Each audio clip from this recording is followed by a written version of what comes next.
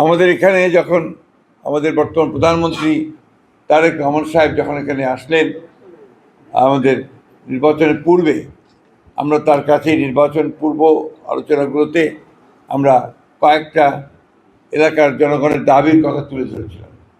তার মধ্যে অন্যতম দাবি ছিল আমাদের এই ঠাকুরগাঁও বিশ্ববিদ্যালয়ের দাবি। তিনি এই দাবিটি মঞ্জুর করেছেন।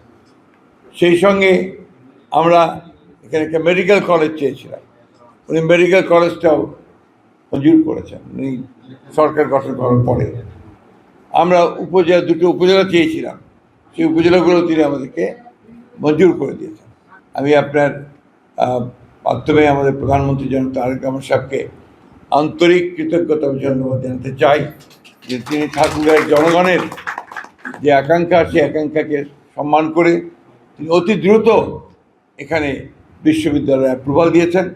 শুধু অ্যাপ্রুভাল দেননি, তিনি ভাইস চ্যান্সেলর নিয়োগ করেছেন। শুধু নিয়োগ করেনি, তিনি আর্থিক কিছু অনুদানও বরাদ্দ করেছেন, অর্থাৎ শুরু করতে বলেছেন। এটা আমরা এমনভাবে কাজ করতে চাই, আমি আগেও বলেছি যে আমরা কৃষি জমি বেশি নষ্ট করতে চাই না, এটা একটা বড় সমস্যা বাংলাদেশে। সুতরাং এই কৃষি জমি নষ্ট না করে যতটা সম্ভব আমরা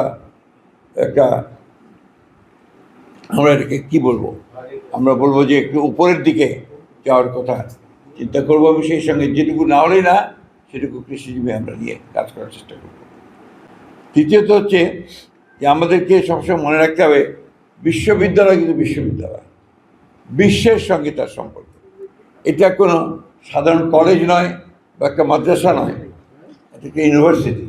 সুতরাং এই দৃষ্টিভঙ্গিটা সেই বিশ্বের মতোই রাখতে হবে, সেইভাবেই কাজটা এগোতে হবে।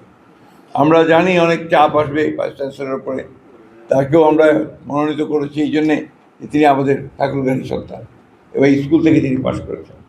তার একটা নিঃসন্দেহে একটা নিজস্ব একটা এটাকে কী বলবো আর্জ থাকবে, একটা আকাঙ্ক্ষা থাকবে যে তার মাটির যেই কাজটা, সেই কাজটাকে সে অত্যন্ত যোগ্যতার সঙ্গে, প্যাশন দিয়ে, ভালোবাসার সঙ্গে সেই কাজটা করার চেষ্টা করবে।